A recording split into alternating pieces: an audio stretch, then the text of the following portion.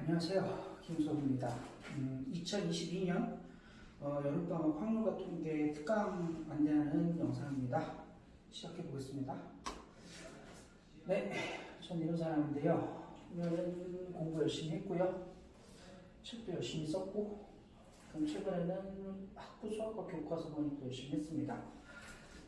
여기 보시면은 설명대수라고 하는 게 굉장히 중요한 과목인데요.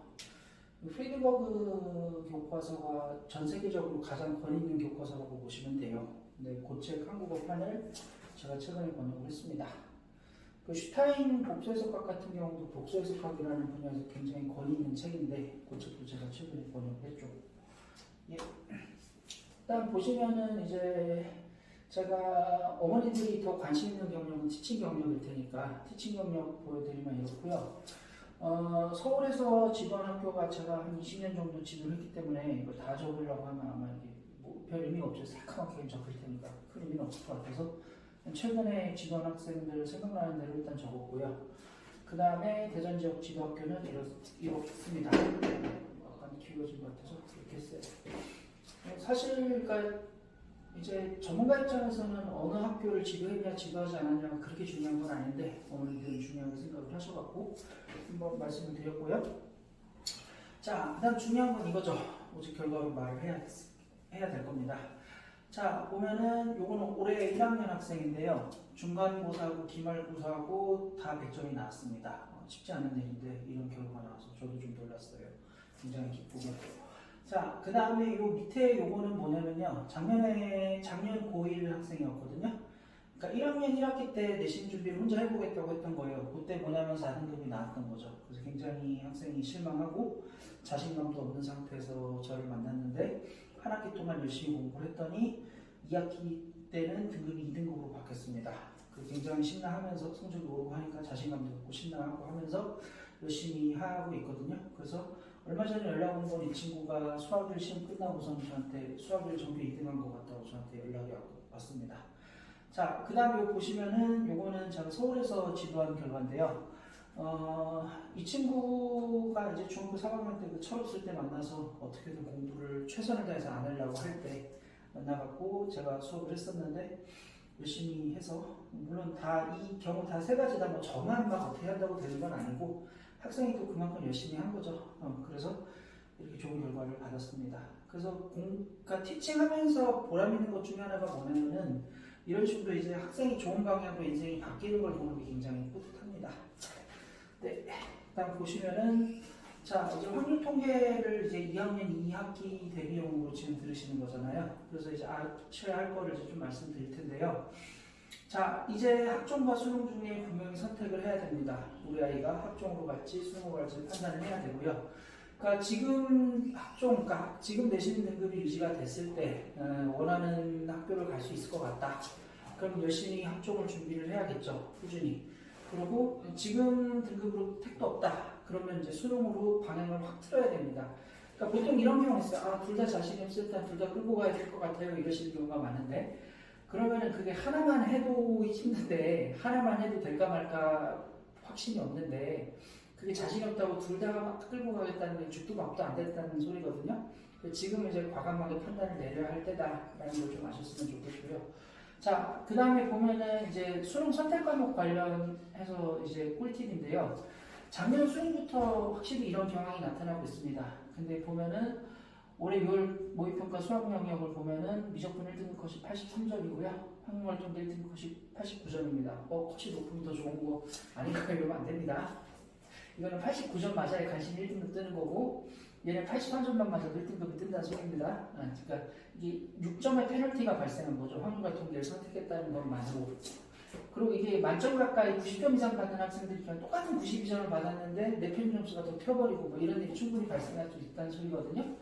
지금 2학년 2학기 때 확률과 통계를 내신 대비로 하고 있지만 3학년 때 수능에서 선택 과목을 뭘 할 거냐라고 하면은 우리 아이가 서울대나 연세대나 고려대나 경제학과, 경영학과 대비를 할 생각이라면은 매우 높은 확률로 이걸 선택해야 될 겁니다. 지금 대치동에서 재수하는 공부 좀 한다는 문과 학생들은 다 이걸 생각하고 있죠. 그러니까 이거는 지금 세상이 바뀌고 있잖아요. 그래서 우리나라 교육이 한 30년 동안 문이과를 통합해보겠다고 열심히 시도를 했는데 그게 드디어 되고 있거든요. 왜냐면 문과가 망하고 있으니까. 그런 과정 중에 하나라고 보시면 됩니다. 자, 그 다음 보시면은 확률과학 통계라는 과목이 어떤 특성이 있는지 한번 간단하게 설명을 드려야 될 텐데, 자, 일단 선행과정이라고 할 게 별로 없습니다. 수학하의 마지막 단원 경우의 수만 했으면 됩니다. 이것도 몰라도 돼요. 왜냐면 제가 어차피 처음에 다 다시 설명할 거거든요. 그러니까 요거 까먹었어요, 학생들이. 수원 수턴으로 다 까먹은 상태라서 그냥 이거 기억나자마자 바로 설명하면 다 까먹었고 이렇게 벙 찍거든요. 그래서 이거 어차피 처음에 다 다시 설명할 거기 때문에 사실상 선행과정이 없다. 그리고 분량이 굉장히 적습니다. 확률과 통계가. 이게 사실 책 한 권으로 배울 만큼의 그런 거창한 분량이 아닌데 이제 이렇게 좀 뭔가 체계적으로 분류하는 과정에서 있게 된 거고요. 다른 과목은 60% 분량밖에 안 된다. 수원 수투보다 훨씬 내용이 적습니다. 학교마다 내용이 적다 보니까 약간 꼽사리 같은 느낌이 있어요. 약간 깍두기 같은 느낌이 있어서 학교마다 이수하는 시기가 다양하다. 2학년 1학기 때 시작을 하는 학교도 있고 1년 동안 배우는 학교도 있고 한 학기 동안 배우는 학교도 있고 2학년 때 하는 학교도 있고 3학년 때 하는 학교도 있고 학교마다 다양하게 이수를 합니다. 그리고 아쉬운 건 뭐냐면은 일반 선택입니다. 일반 선택이 뭐냐? 진로 선택이 되면은 A, B, C, D 절대평가로 등급을 매기는데요. 이거는 상대평가로 매깁니다. 그래서 1등급부터 9등급까지 다시 또 피터식 경쟁을 해야 된다. 근데 한 가지 좋은 소식은 뭐냐면은 이거는 지금 문과생만 모여서 수학 경쟁을 하는 거잖아요. 이과생들은 지금 학통이 아니라 미적분을 선택하게 됐으니까 얘 같은 경우에는 좀 등급이 더 잘 나오는 건 있습니다. 근데 별로 좋아할 필요도 없는 게 어차피 입학사정관들도 다 알거든요. 그래서 여기서 등급이 안 오르면 좀 이상한 겁니다. 그래서 염두에 두시고 문이과 구분 없이라고 되어 있지만 사실은 대부분 이제 문과인 학생들을 하겠죠. 문과인 학생들만 보는 경쟁이라서 한결 수월해졌다라는 거. 자, 그 다음에 제 수업 스타일에 대해서 말씀을 드려야 되는데요. 저 같은 경우에는 형제나 자매를 연달아 가르친 경우가 굉장히 많습니다. 그러니까 동생 가르치다가 동생이 수업을 막 강추한 거예요, 형한테. 그래서 이제 뭐 동생이 고1, 형이 고3, 형 꼭 김도순 들어 강추해갖고 이제 수업하는 경우도 많았고요. 그 다음에 뭐 예를 들어서 형 가르치고서는 이제 자연스럽게 형 졸업하는데 동생 입학하면서 넘겨받아서 가르치는 경우도 굉장히 많았고요. 자, 그 다음에 이제 요게 굉장히 중요한 학습 철학인데 어머니들도 좀 아실 필요가 있어요. 그러니까 어머니 입장에서는 내 아이를 내가 잘 알고 그럼 내가 봤을 때는 이런 게 좀 단점이지 이것만 고치면 너무 좋을 것 같은데 하는 마음이 드실 수 있죠. 굉장히 이제 어떻게 보면은 이렇게 콕 집어갖고 공격적으로 다이렉트로 야 너 요것 좀 이렇게 해봐라고 얘기할 수 있는데 그게 이제 어렸을 때는 그렇게 하면 고쳐질 수 있지만 이제 다 컸기 때문에 아이도 이제 다 인격이 있잖아요. 이제 인격이 있고 본인의 행복 추구권을 굉장히 능동적으로 주장하는 존재가 됐기 때문에 엄마 말을 안 듣습니다. 그래서 엄마가 뭘 알아 뭐 이런다 내가 알아서 해 뭐 이런 식으로 말을 안 들어버리죠. 그러니까 이게 왜 그런 일이 있는 거냐면요.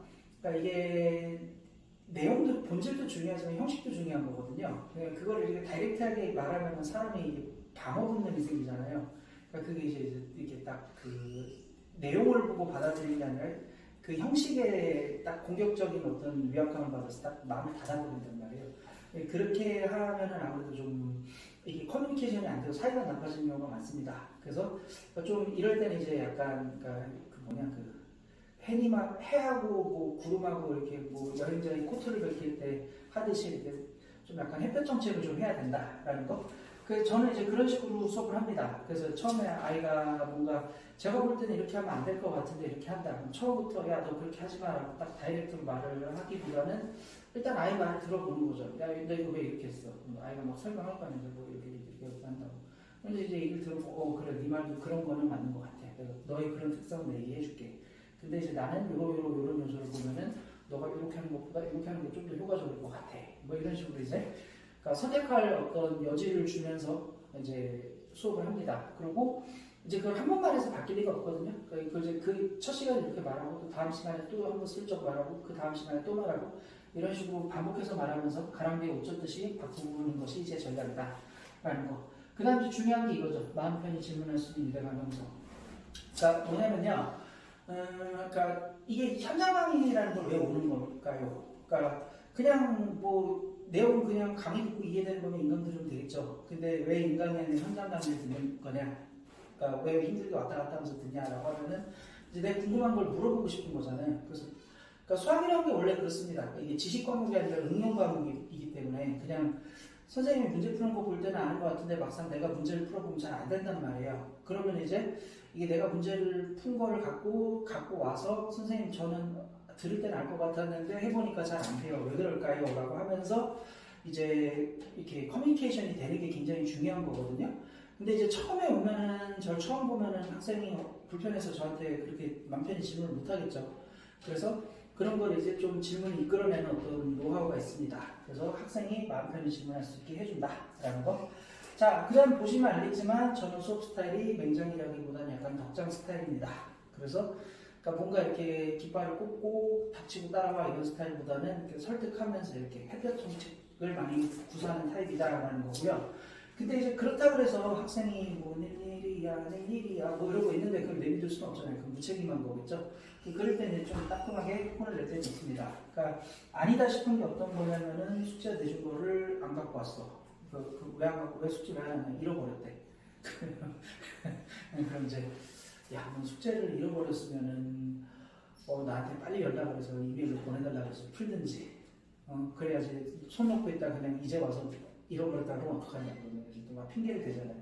아, 제가 거의 다 풀었는데 마지막에 잃어버렸어요. 어저께 찾아보니까 없어갖고 못 풀었어요. 뭐 이러실 핑계를 대겠죠.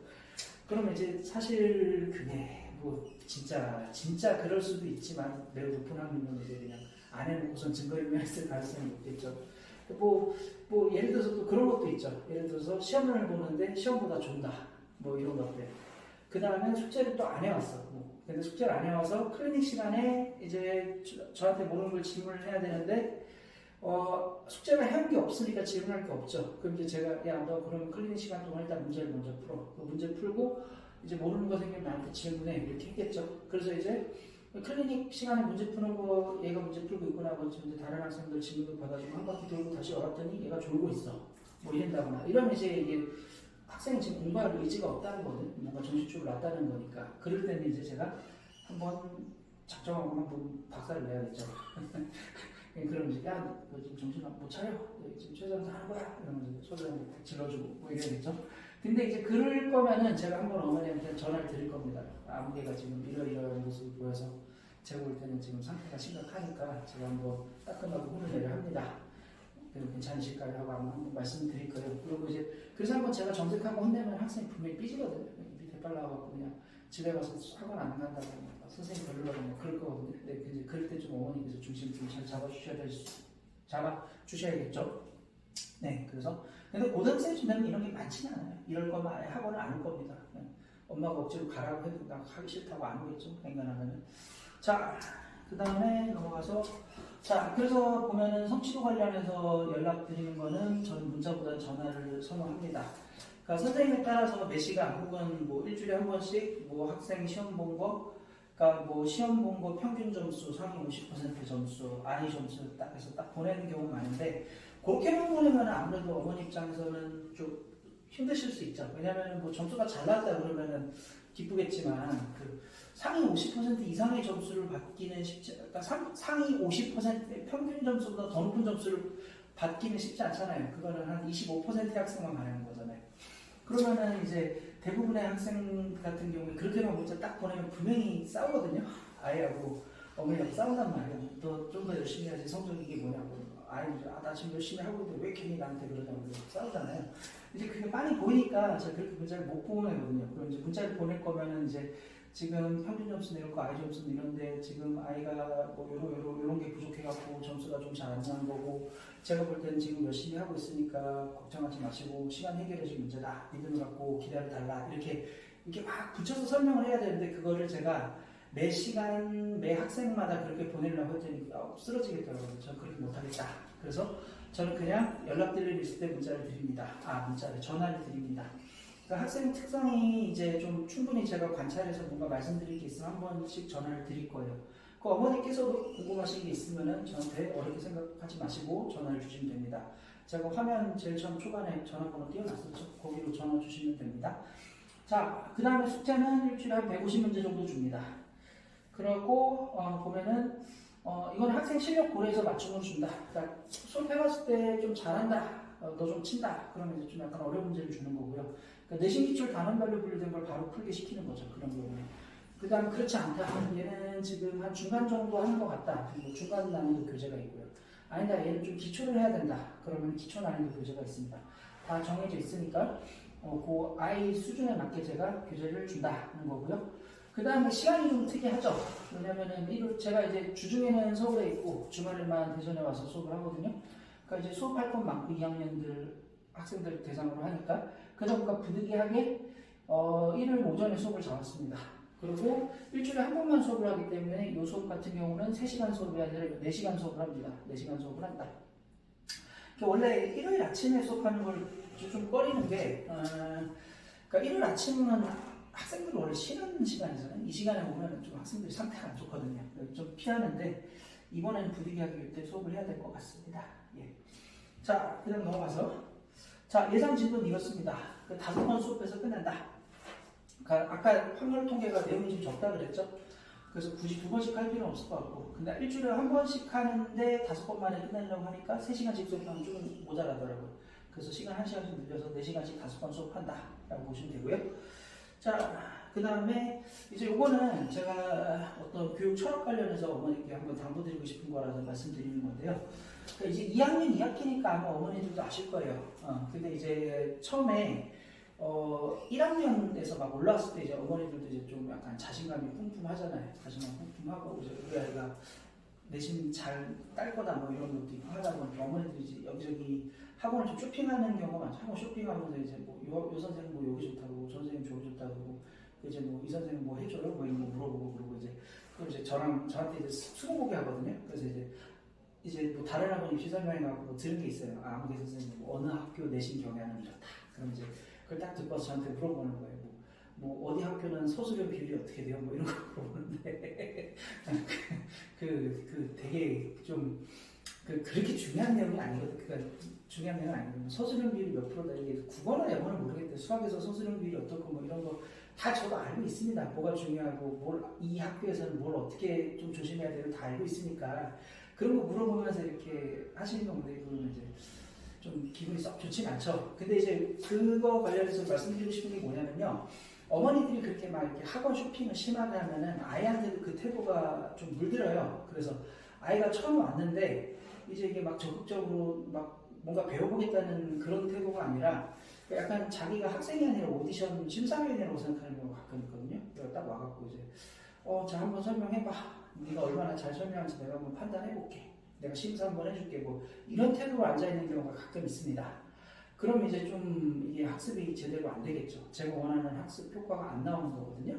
그리고 이제 그런 경우에 이제 하는 게 이제 뭔가 특이한 거, 특별한 거 이런 걸 좀 찾아요 학생이.